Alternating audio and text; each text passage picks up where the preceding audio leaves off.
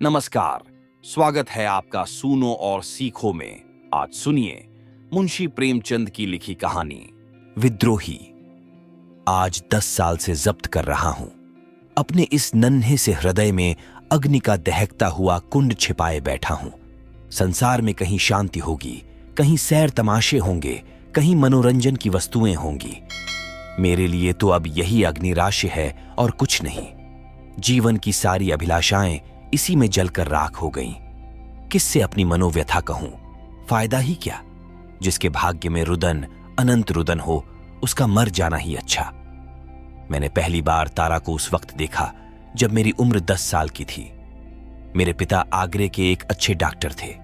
लखनऊ में मेरे एक चचा रहते थे। उन्होंने वकालत में काफी धन कमाया था। मैं उन दिनों चचा ही के साथ रहता था। चचा के कोई संतान न थी, इसलिए मैं ही उनका वारिस था। चचा और चची दोनों मुझे अपना पुत्र समझते थे। मेरी माता बचपन ही में से धार चुकी थी। मातृ स्नेह का जो कुछ प्रसाद मुझे मिला वह चचीजी ही की भिक्षा थी। वही भिक्षा मेरे उस मातृ प्रेम से वंचित बालपन की सारी विभूति थी। चचा साहब के पड़ोस में हमारी बिरादरी के एक बाबू साहब और रहते थे। वह रेलवे विभाग में किसी अच्छे ओहदे पर थे। 200-250 रुपये पाते थे। नाम था विमल चंद्र। तारा उन्हीं की पुत्री थी। उस वक्त उसकी उम्र 5 साल की होगी। बचपन का वह दिन आज भी आंखों के सामने है जब तारा एक फ्रॉक पहने, बालों में एक गुलाब का फूल गूंथे हुए मेरे सामने आकर खड़ी हो गई। कह नहीं सकता क्यों मैं उसे देखकर झेंप सा गया।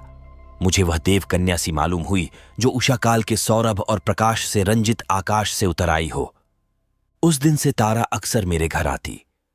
उसके घर में खेलने की जगह न थी। चचा साहब के घर के सामने लंबा चौड़ा मैदान था, वहीं वह खेला करती। धीरे धीरे मैं भी उससे मानूस हो गया। मैं जब स्कूल से लौटता तो तारा दौड़कर मेरे हाथों से किताबों का बस्ता ले लेती।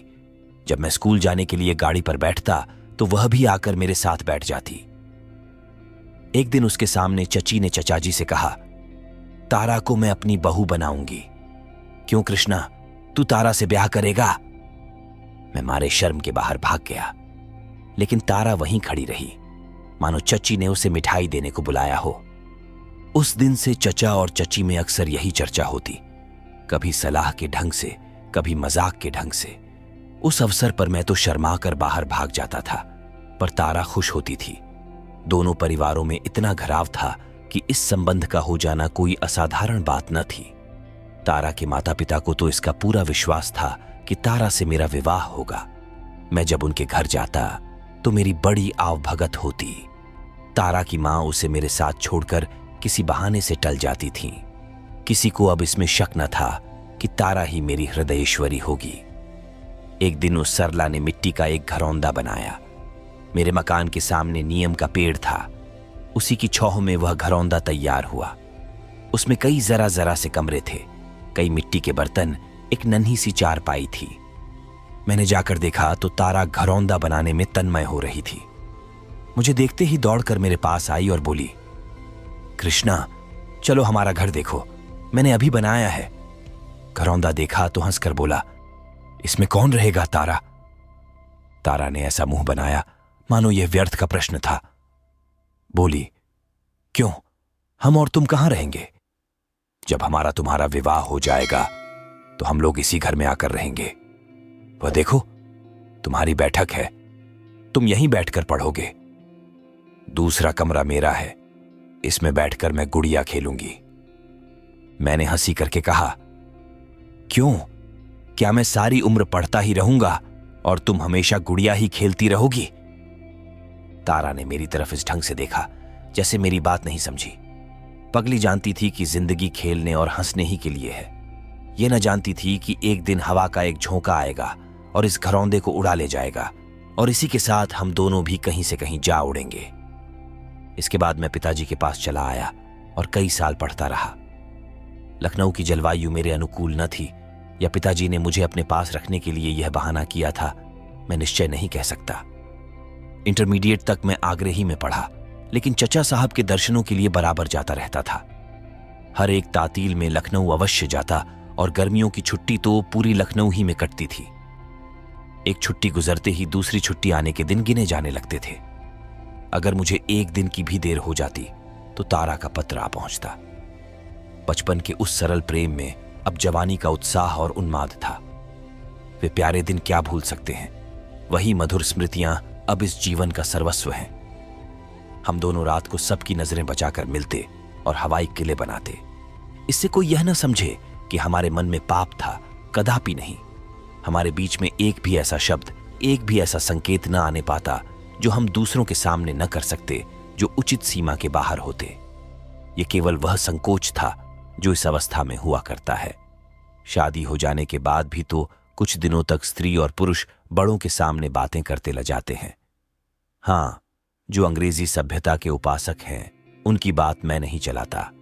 वे तो बड़ों के सामने आलिंगन और चुंबन तक करते हैं। हमारी मुलाकातें दोस्तों की मुलाकातें होती थीं। कभी ताश की बाजी होती, कभी साहित्य की चर्चा, कभी स्वदेश सेवा के मंसूबे बंधते, कभी संसार यात्रा के। क्या कहूं, तारा का हृदय कितना पवित्र था। अब मुझे ज्ञात हुआ कि स्त्री कैसे पुरुष पर नियंत्रण कर सकती है, कुत्सित को कैसे पवित्र बना सकती है। एक दूसरे से बातें करने में, एक दूसरे के सामने बैठे रहने में हमें असीम आनंद होता था। फिर प्रेम की बातों की जरूर वहां होती है, जहां अपने अखंड अनुराग, अपनी अतुल निष्ठा, अपने पूर्ण आत्मसमर्पण का विश्वास दिलाना होता है। हमारा संबंध तो स्थिर हो चुका था, केवल रस्में बाकी थीं। वह मुझे अपना पति समझती थी, मैं उसे अपनी पत्नी समझता था। ठाकुर जी का भोग लगाने के पहले थाल के पदार्थों में कौन हाथ लगा सकता है। हम दोनों में कभी कभी लड़ाई भी होती थी और कई कई दिनों तक बातचीत की नौबत न आती, लेकिन ज्यादती कोई करे, मनाना उसी को पड़ता था। मैं जरा सी बात पर तिनक जाता था। वह हंसमुख थी, बहुत ही सहनशील, लेकिन उसके साथ ही मानिनी भी परले सिरे की। मुझे खिलाकर भी खुद न खाती, मुझे हंसाकर भी खुद न हंसती। इंटरमीडिएट पास होते ही मुझे फौज में एक जगह मिल गई। उस विभाग के अफसरों में पिताजी का बड़ा मान था। मैं सार्जेंट हो गया और सौभाग्य से लखनऊ ही में मेरी नियुक्ति हुई। मुहमांगी मुराद पूरी हुई, मगर विधिवाम कुछ और ही षड्यंत्र रच रहा था। मैं तो इस ख्याल में मगन था कि कुछ दिनों में तारा मेरी होगी। उधर एक दूसरा ही गुल खिल गया। शहर के एक नामी रईस ने चचाजी से मेरे विवाह की बात छेड़ दी और 8,000 रुपये दहेज का वचन दिया। चचाजी के मुंह से लार टपक पड़ी। सोचा, यह आशातीत रकम मिलती है, इसे क्यों छोड़ूं? विमल बाबू की कन्या का विवाह कहीं न कहीं हो ही जाएगा। उन्हें सोचकर जवाब देने का वादा करके विदा किया और विमल बाबू को बुलाकर बोले, आज चौधरी साहब कृष्णा की शादी की बातचीत करने आए थे। आप तो उन्हें जानते होंगे, अच्छे रईस हैं, 8,000 रुपये दे रहे हैं। मैंने कह दिया है, सोचकर जवाब दूंगा। आपकी क्या राय है, ये शादी मंजूर कर लूं? विमल बाबू ने चकित होकर कहा, ये आप क्या फरमाते हैं? कृष्णा की शादी तो तारा से ठीक हो चुकी है ना? चचा साहब ने अनजान बनकर कहा, यह तो मुझे आज मालूम हो रहा है। किसने ठीक की है यह शादी? आपसे तो मुझसे इस विषय में कोई भी बातचीत नहीं हुई। विमल बाबू जरा गर्म होकर बोले, जो बात आज 10-12 साल से सुनता हूं, क्या उसकी तस्दीक भी करनी चाहिए थी? मैं तो इसे तय समझे बैठा हूं। मैं ही क्या, सारा मोहल्ला तय समझ रहा है। चचा साहब ने बदनामी के भय से जरा दबकर कहा, भाई साहब, हक तो यह है कि मैं जब कभी इस संबंध की चर्चा करता था, दिल लगी के तौर पर, लेकिन खैर, मैं आपको निराश नहीं करना चाहता। आप मेरे पुराने मित्र हैं। मैं आपके साथ सब तरह की रियायत करने को तैयार हूं। मुझे 8,000 मिल रहे हैं, आप मुझे 7,000 दीजिए, 6,000 ही दीजिए। विमल बाबू ने उदासीन भाव से कहा, आप मुझसे मजाक कर रहे हैं या सचमुच दहेज मांग रहे हैं, मुझे यकीन नहीं आता। चचा साहब ने माथा सिकोड़कर कहा, इसमें मजाक की तो कोई बात नहीं, मैं आपके सामने चौधरी से बातें कर सकता हूं। विमल बाबू, आपने तो यह नया प्रश्न छेड़ दिया। मुझे तो स्वप्न में भी गुमान न था कि हमारे और आपके बीच में यह प्रश्न खड़ा होगा। ईश्वर ने आपको बहुत कुछ दिया है, 10-5 हजार में आपका कुछ न बनेगा। हां, यह रकम मेरी सामर्थ्य से बाहर है। मैं तो आपसे दया ही की भिक्षा मांग सकता हूं। आज 10-12 साल से हम कृष्णा को अपना दामाद समझते आ रहे हैं। आपकी बातों से भी कई बार इसकी तस्दीक हो चुकी है। कृष्णा और तारा में जो प्रेम है वह आपसे छिपा नहीं है। ईश्वर के लिए थोड़े से रुपयों के वास्ते कई जनों का खून न कीजिए। चचा साहब ने धृष्टता से कहा। विमल बाबू, मुझे खेद है कि मैं इस विषय में और नहीं दब सकता। विमल बाबू जरा तेज होकर बोले, आप मेरा गला घोंट रहे हैं। चचा, आपको मेरा एहसान मानना चाहिए कि कितनी रियायत कर रहा हूं। विमल, क्यों ना हो, आप मेरा गला घोंटें और मैं आपका एहसान मानूं। मैं इतना उदार नहीं हूं। अगर मुझे मालूम होता कि आप इतने लोभी हैं तो आपसे दूर ही रहता। मैं आपको सज्जन समझता था। अब मालूम हुआ कि आप भी कौड़ियों के गुलाम हैं। जिसकी निगाह में मुरौवत नहीं, जिसकी बातों का कोई विश्वास नहीं, उसे मैं शरीफ नहीं कह सकता। आपको अख्तियार है, कृष्णा बाबू की शादी जहां चाहे करें, लेकिन आपको हाथ न मलना पड़े तो कहिएगा। तारा का विवाह तो कहीं न कहीं हो ही जाएगा, और ईश्वर ने चाहा तो किसी अच्छे ही घर में होगा। संसार में सज्जनों का अभाव नहीं है, मगर आपके हाथ अपयश के सिवा और कुछ न लगेगा। चचा साहब ने त्योरियां चढ़ाकर कहा, अगर आप मेरे घर में न होते तो इस अपमान का कुछ जवाब देता। विमल बाबू ने छड़ी उठा ली और कमरे से बाहर जाते हुए कहा, आप मुझे क्या जवाब देंगे? आप जवाब देने के योग्य ही नहीं हैं। उसी दिन शाम को जब मैं बैरक से आया और जलपान करके विमल बाबू के घर जाने लगा तो चची ने कहा, कहां जाते हो? विमल बाबू से और तुम्हारे चचा जी से आज एक झड़प हो गई। मैंने ठिठक कर ताज्जुब के साथ कहा, झड़प हो गई? किस बात पर? चची ने सारा का सारा वृत्तांत कह सुनाया और विमल को जितने काले रंगों में रंग सकी रंगा। तुमसे क्या कहूं बेटा, ऐसा मुंहफट तो आदमी ही नहीं देखा। हजारों ही गालियां दी, लड़ने पर आमादा हो गया। मैंने 1 मिनट तक सन्नाटे में खड़े रहकर कहा, अच्छी बात है, वहां न जाऊंगा, बैरक जा रहा हूं। चची बहुत रोई चिल्लाई, पर मैं एक क्षण भर भी न ठहरा। ऐसा जान पड़ता था जैसे कोई मेरे हृदय में भाले भोंक रहा है। घर से बैरक तक पैदल जाने में शायद मुझे 10 मिनट से ज्यादा न लगे होंगे। बार बार जी झुंझलाता था, चचा साहब पर नहीं, विमल बाबू पर भी नहीं, केवल अपने ऊपर। क्यों मुझ में इतनी हिम्मत नहीं है कि जाकर चचा साहब से कह दूं, कोई मुझे लाख रुपये भी दे तो शादी न करूंगा। मैं क्यों इतना इरपोक, इतना तेजहीन, इतना दब्बू हो गया? इसी क्रोध में मैंने पिताजी को एक पत्र लिखा और वह सारा वृत्तांत सुनाने के बाद अंत में लिखा, मैंने निश्चय कर लिया है कि और कहीं शादी न करूंगा, चाहे मुझे आपकी अवज्ञा ही क्यों न करनी पड़े। उस आवेश में न जाने क्या क्या लिख गया, अब याद भी नहीं। इतना ही याद है कि 10-12 पन्ने 10 मिनट में लिख डाले थे। संभव होता तो मैं यही सारी बातें तार से भेजता। 3 दिन मैंने बड़ी व्यग्रता के साथ काटे। उसका केवल अनुमान किया जा सकता है। सोचता, तारा हमें अपने मन में कितना नीच समझ रही होगी। कई बार जी में आया कि चलकर उसके पैरों पर गिर पड़ूं और कहूं, देवी, मेरा अपराध क्षमा करो, चचा साहब के कठोर व्यवहार की परवाह न करो, मैं तुम्हारा था और तुम्हारा हूं। चचा साहब मुझसे बिगड़ जाएं, पिताजी घर से निकाल दें, मुझे किसी की परवाह नहीं है, लेकिन तुम्हें खोकर मेरा जीवन ही खो जाएगा। तीसरे दिन पत्र का जवाब आया। रही सही आशा भी टूट गई। वही जवाब था जिसकी मुझे शंका थी। लिखा था, भाई साहब मेरे पूज्य हैं, उन्होंने जो निश्चय किया है उसके विरुद्ध मैं एक शब्द भी मुंह से नहीं निकाल सकता, और तुम्हारे लिए भी यही उचित है कि उन्हें नाराज न करो। मैंने उस पत्र को फाड़कर पैरों से कुचल दिया और उसी वक्त विमल बाबू के घर की तरफ चला। उस वक्त अगर कोई मेरा रास्ता रोक लेता, मुझे धमकाता कि उधर मत जाओ, तो मैं विमल बाबू के पास जाकर ही दम लेता और आज मेरा जीवन कुछ और ही होता। पर वहां मना करने वाला कौन बैठा था? कुछ दूर चलकर हिम्मत हार बैठा, लौट पड़ा। कह नहीं सकता। क्या सोचकर लौटा? चचा साहब की अप्रसन्नता का मुझे रत्ती भर भी भय न था। उनकी अब मेरे दिल में जरा भी इज्जत न थी। मैं उनकी सारी संपत्ति को ठुकरा देने को तैयार था। पिताजी के नाराज हो जाने का भी डर न था। संकोच केवल यह था, कौन मुंह लेकर जाऊं? आखिर मैं उन्हीं चचा का भतीजा तो हूं। विमल बाबू मुझसे मुखातिब न हुए या जाते ही जाते दुत्कार दिया, तो मेरे लिए डूब मरने के सिवा और क्या रह जाएगा? सबसे बड़ी शंका यह थी कि कहीं तारा ही मेरा तिरस्कार कर बैठे तो मेरी क्या गति होगी।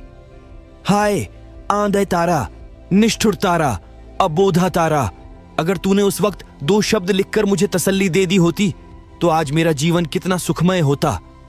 तेरे मौन ने मुझे मटिया मेट कर दिया, सदा के लिए। सदा के लिए। 3 दिन फिर मैंने अंगारों पर लौट लौट कर काटे। ठान लिया था कि अब किसी से न मिलूंगा। सारा संसार मुझे अपना शत्रु सा दिखता था। तारा पर भी क्रोध आता था। चचा साहब की तो सूरत से मुझे घृणा हो गई थी। मगर तीसरे दिन शाम को चचा जी का रुक्का पहुंचा, मुझसे आकर मिल जाओ। जी मैं तो आया, लिख दूं। मेरा आपसे कोई संबंध नहीं, आप समझ लीजिए, मैं मर गया। मगर फिर उनके स्नेह और उपकारों की याद आ गई। खरी खरी सुनाने का भी अच्छा अवसर मिल रहा था। हृदय में युद्ध का नशा और जोश भरे हुए मैं चचा जी की सेवा में पहुंच गया। चचा जी ने मुझे सिर से पैर तक देखकर कहा, क्या आजकल तुम्हारी तबीयत अच्छी नहीं है? आज राय साहब सीताराम तशरीफ लाए थे, तुमसे कुछ बातें करना चाहते हैं। कल सवेरे मौका मिले तो चले आना, या तुम्हें लौटने की जल्दी ना हो तो मैं इसी वक्त बुला भेजूं। मैं समझ तो गया कि यह राय साहब कौन है, लेकिन अनजान बनकर बोला, यह राय साहब कौन है? मेरा तो उनसे परिचय नहीं है। चचा जी ने लापरवाही से कहा, अजी, ये वही महाशय हैं जो तुम्हारे ब्याह के लिए घेरे हुए हैं। शहर के रईस और कुलीन आदमी हैं। लड़की भी बहुत अच्छी है, कम से कम तारा से कई गुनी अच्छी। मैंने हां कर लिया। है, तुम्हें भी जो बातें पूछनी हो उनसे पूछ लो। मैंने आवेश के उमड़ते हुए तूफान को रोककर कहा, आपने नाहक हां की, मैं अपना विवाह नहीं करना चाहता। चचा जी ने मेरी तरफ आंखें फाड़कर कहा, क्यों? मैंने उसी निर्भीकता से जवाब दिया, इसीलिए कि मैं इस विषय में स्वाधीन रहना चाहता हूं। चचा साहब ने जरा नर्म होकर कहा, मैं अपनी बात दे चुका हूं, क्या तुम्हें इसका कुछ ख्याल नहीं है? मैंने उद्दंडता से जवाब दिया, जो बात पैसों पर बिकती है उसके लिए मैं अपनी जिंदगी नहीं खराब कर सकता। चचा साहब ने गंभीर भाव से कहा, यह तुम्हारा आखिरी फैसला है? जी हां, आखिरी। पछताना पड़ेगा। आप इसकी चिंता ना करें, आपको कष्ट देने ना आऊंगा। अच्छी बात है। यह कहकर वह उठे और अंदर चले गए। मैं कमरे से निकला और बैरक की तरफ चला। सारी पृथ्वी चक्कर खा रही थी, आसमान नाच रहा था और मेरी देह हवा में उड़ी जाती थी। मालूम होता था पैरों के नीचे की जमीन है ही नहीं। बैरक में पहुंचकर मैं पलंग पर लेट गया और फूट फूट कर रोने लगा। माँ बाप, चाचा चाची, धन दौलत सब कुछ होते हुए भी मैं अनाथ था। उफ, कितना निर्दय आघात था। सवेरे हमारे रेजिमेंट को देहरादून जाने का हुक्म हुआ। मुझे आंखें सी मिल गईं। अब लखनऊ काटे खाता था। उसके गली कूचों तक से घृणा हो गई थी। एक बार जी में आया चलकर तारा से मिल लूं, मगर फिर वही शंका हुई, कहीं वह मुखातिब न हुई तो? विमल बाबू इस दशा में भी मुझसे उतना ही स्नेह दिखाएंगे जितना अब तक दिखाते आए हैं, इसका मैं निश्चय न कर सका। पहले मैं एक धानी परिवार का दीपक था, अब एक अनाथ युवक जिसे मजूरी के सिवा और कोई अवलंब नहीं था। देहरादून में अगर कुछ दिन मैं शांति से रहता तो संभव था मेरा आहत हृदय संभल जाता और मैं विमल बाबू को मना लेता। लेकिन वहां पहुंचे 1 सप्ताह भी न हुआ था कि मुझे तारा का पत्र मिल गया। पते को देखकर मेरे हाथ कांपने लगे, समस्त देह में कंपन सा होने लगा। शायद शेर को सामने देखकर मैं इतना भयभीत न होता।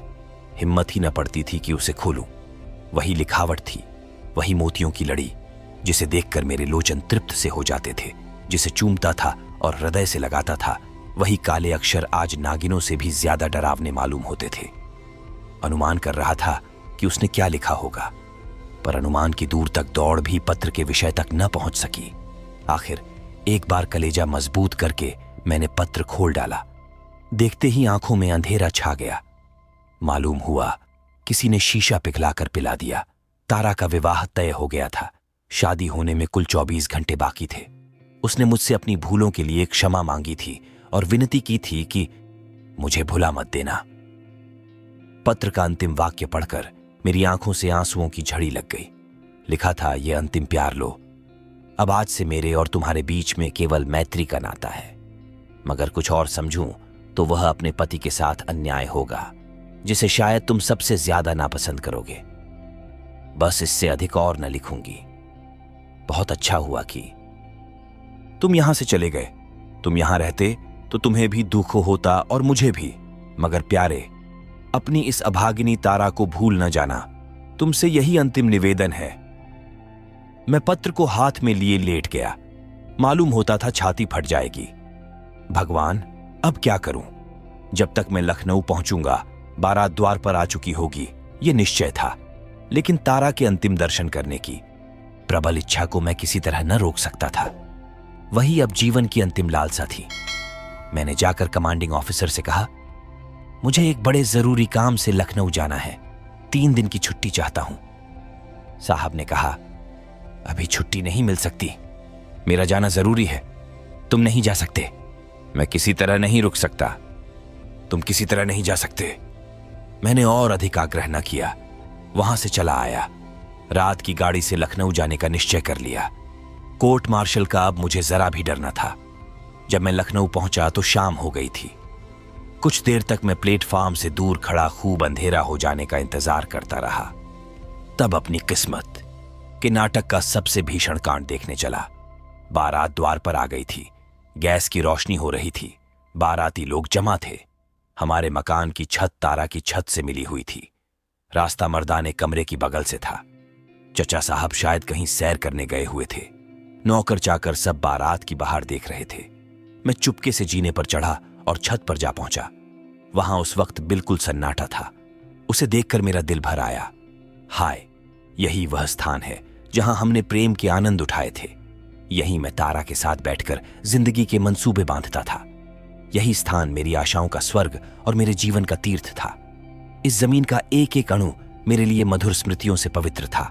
पर हाय, मेरे हृदय की भांति आज वह भी उजाड़ सुनसान अंधेरा था। मैं उसी जमीन से लिपटकर खूब रोया, यहां तक कि हिचकियां बंध गईं। काश उस वक्त तारा वहां आ जाती तो मैं उसके चरणों पर सिर रखकर हमेशा के लिए सो जाता। मुझे ऐसा भासित होता था कि तारा की पवित्र आत्मा मेरी दशा पर रो रही है। आज भी तारा यहां जरूर आई होगी। शायद इसी जमीन पर लिपटकर वह भी रोई होगी। उस भूमि से उसके सुगंधित केशों की महक आ रही थी। मैंने जेब से रूमाल निकाला और वहां की धूल जमा करने लगा। एक क्षण में मैंने सारी छत साफ कर डाली और अपनी अभिलाषाओं की इस राख को हाथ में लिए घंटों रोया। यही मेरे प्रेम का पुरस्कार है। यही मेरी उपासना का वरदान है। यही मेरे जीवन की विभूति है। हाय री दुराशा। नीचे विवाह के संस्कार हो रहे थे। ठीक आधी रात के समय वधू मंडप के नीचे आई। अब भांवरें होंगी। मैं छत के किनारे चला आया और वह मर्मांतक दृश्य देखने लगा। बस यही मालूम हो रहा था कि कोई हृदय के टुकड़े किए डालता है। आश्चर्य है, मेरी छाती क्यों ना फट गई, मेरी आंखें क्यों ना निकल पड़ी। वह मंडप मेरे लिए एक चिता थी जिस पर मेरे जीवन का आधार था, जला जा रहा था। भांवरें समाप्त हो गईं तो मैं कोठे से उतरा। अब क्या बाकी था? चिता की राख भी झलमग्न हो चुकी थी। दिल को थामे वेदना से तड़पता हुआ जीने के द्वार तक आया, मगर द्वार बाहर से बंद था। अब क्या हो? उल्टे पांव लौटा। अब तारा के आंगन से होकर जाने के सिवा दूसरा रास्ता न था। मैंने सोचा, इस जमघट में मुझे कौन पहचानता है, निकल जाऊंगा। लेकिन ज्यों ही आंगन में पहुंचा, तारा की माताजी की निगाह पड़ गई। चौंक कर बोली, कौन कृष्णा बाबू, तुम कब आए? आओ मेरे कमरे में आओ। तुम्हारे चचा साहब के भय से हमने तुम्हें न्योता नहीं भेजा। तारा प्रातः काल विदा हो जाएगी। आओ उससे मिल लो, दिन भर से तुम्हारी रट लगा रही है। यह कहते हुए उन्होंने मेरा बाजू पकड़ लिया और मुझे खींचते हुए अपने कमरे में ले गईं। फिर पूछा, अपने घर से होते हुए आए हो ना? मैंने कहा, मेरा घर यहां कहां है? क्यों, तुम्हारे चचा साहब नहीं हैं? हाँ, चचा साहब का घर है, मेरा घर अब कहीं नहीं है। बनने की कभी आशा थी, पर आप लोगों ने वह भी तोड़ दी। हमारा इसमें क्या दोष था भैया? लड़की का ब्याह तो कहीं ना कहीं करना था। तुम्हारे चचा जी ने तो हमें मंझधार में छोड़ दिया था, भगवान ही ने उबारा। क्या अभी स्टेशन से चले आ रहे हो? तब तो अभी कुछ खाया भी ना होगा। हाँ, थोड़ा सा जहर ला कर दीजिए, यही मेरे लिए सबसे अच्छी दवा है। वृद्धा विस्मित होकर मुंह ताकने लगी। मुझे तारा से कितना प्रेम था, वह बेचारी क्या जानती थी। मैंने उसी विरक्ति के साथ फिर कहा, जब आप लोगों ने मुझे मार डालने ही का निश्चय कर लिया तो अब देर क्यों करती है? आप मेरे साथ ये दगा करेंगी ये मैं न समझता था। खैर, जो हुआ अच्छा ही हुआ। चचा और बाप की आंखों से गिरकर मैं शायद आपकी आंखों में भी न झंझता। बुढ़िया ने मेरी तरफ शिकायत की नजरों से देखकर कहा, तुम हमको इतना स्वार्थी समझते हो बेटा? मैंने जले हुए हृदय से कहा, अब तक तो न समझता था, लेकिन परिस्थिति ने ऐसा समझने को मजबूर किया। मेरे खून का प्यासा दुश्मन भी मेरे ऊपर इससे घातक वार न कर सकता। मेरा खून आप ही की गर्दन पर होगा। तुम्हारे चचा जी ने ही तो इनकार कर दिया। आप लोगों ने मुझसे भी कुछ पूछा, मुझसे भी कुछ कहा, मुझे भी कुछ कहने का अवसर दिया। आपने तो ऐसी निगाहें फेरी जैसे आप दिल से यही चाहती थीं। मगर अब आपसे शिकायत क्यों करूं? तारा खुश रहे, मेरे लिए यही बहुत है। तो बेटा, तुमने भी तो कुछ नहीं लिखा। अगर तुम एक पुर्जा भी लिख देते तो हमें तस्कीन हो जाती। हमें क्या मालूम था कि तुम तारा को इतना प्यार करते हो। हमसे जरूर भूल हुई, मगर उससे बड़ी भूल तुमसे हुई। अब मुझे मालूम हुआ कि तारा क्यों बराबर डाकिये को पूछती रहती थी। अभी कल वह दिन भर डाकिये की राह देखती रही। जब तुम्हारा कोई खत नहीं आया तब वह निराश हो गई। बुला दूं उसे? मिलना चाहते हो? मैंने चारपाई से उठकर कहा, नहीं नहीं, उसे मत बुलाइए। मैं अब उसे नहीं देख सकता। उसे देखकर मैं न जाने क्या कर बैठूं। ये कहता हुआ मैं चल पड़ा। तारा की मां ने कई बार पुकारा, पर मैंने पीछे फिर कर भी न देखा। यह है मुझ निराश की कहानी। इसे आज 10 साल गुजर गए। इन 10 सालों में मेरे ऊपर जो कुछ बीती उसे मैं ही जानता हूं। कई कई दिन मुझे निराहार रहना पड़ा है। फौज से तो उसके तीसरे ही दिन निकाल दिया गया था। अब मारे मारे फिरने के सिवा मुझे कोई काम नहीं। पहले तो काम मिलता ही नहीं, और अगर मिल भी गया तो मैं टिकता नहीं। जिंदगी पहाड़ हो गई है। किसी बात की रुचि नहीं रही। आदमी की सूरत से दूर भागता हूं। तारा प्रसन्न है। 3-4 साल हुए एक बार मैं उसके घर गया था। उसके स्वामी ने बहुत आग्रह करके बुलाया था। बहुत कस्में दिलाई, मजबूर होकर गया। वह कली अब खिलकर फूल हो गई है। तारा मेरे सामने आई। उसका पति भी बैठा हुआ था। मैं उसकी तरफ ताक न सका। उसने मेरे पैर खींच लिए। मेरे मुंह से एक शब्द भी न निकला। अगर तारा दुखी होती, कष्ट में होती, फटे हालों में होती तो मैं उस पर बलि हो जाता। पर संपन्न, सरस, विकसित तारा मेरी संवेदना के योग्य न थी। मैं इस कुटिल विचार को न रोक सका। कितनी निष्ठुरता, कितनी बेवफाई।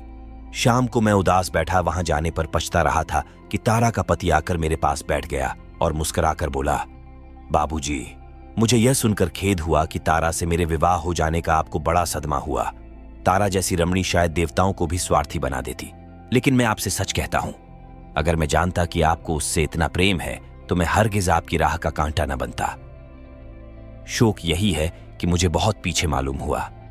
तारा मुझसे आपकी प्रेम कथा कह चुकी है। मैंने मुस्कुराकर कहा, तब तो आपको मेरी सूरत से घृणा होगी।